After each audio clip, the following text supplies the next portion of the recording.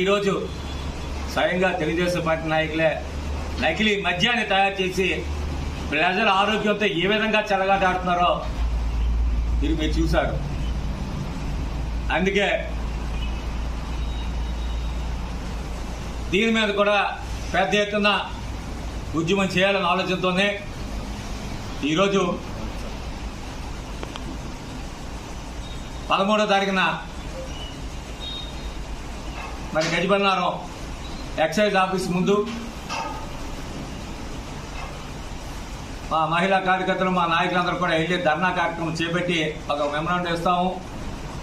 ఈరోజు విచ్చలవిడిగా ఈ గ్రామాల్లో బెల్ట్ షాపులేమో పెట్టి మద్యాన్ని అమ్మి ఈరోజు షాపుల కంటే ఎక్కువ రేట్లతోనేమో ఈరోజు సిండికేట్లు అయిపోయి ఈరోజు చూసారు గ్రామాల్లో పాటలు పెట్టి సిండికేట్ అయిపోయి ఈరోజు షాపుల్లో ధరకంట బెల్ట్ షాప్కి అయితే 10 రూపాయలు ఎక్కువ తీసుకుంటున్నారు.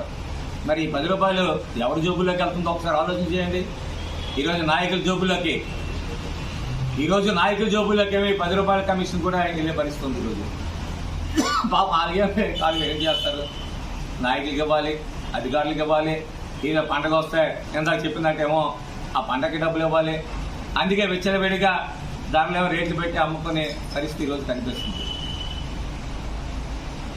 అంటే కంట్రోల్ లేదు ఈ ప్రభుత్వానికి. ఈ ప్రభుత్వం ఎప్పుడు వచ్చినా సరే దోచుకోవడం తప్ప ప్రజా సంక్షేమాన్ని గాలి వదిలేసే కార్యక్రమం ఈరోజు శ్రీకారం చుట్టేది. ఈరోజు